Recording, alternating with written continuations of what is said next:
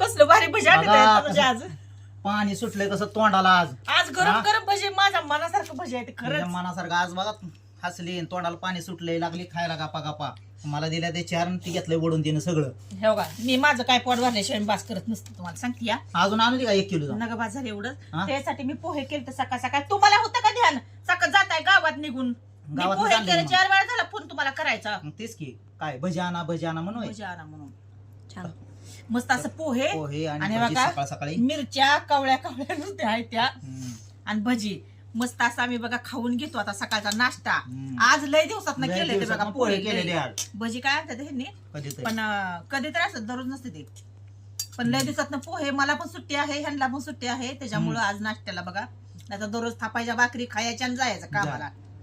ती पण सकाळी 7 वाजायच्या आधी. आम्हाला 8 साडेआठला. हा आम्हाला ऊन लागतंय म्हणून आम्ही लवकर जातो या. त्रास सुट्टी तर मस्त असल्यामुळे. असं पोहे बनवले ते या खायला पोहे. या सगळ्यांनी खायला. चला बाय बाय.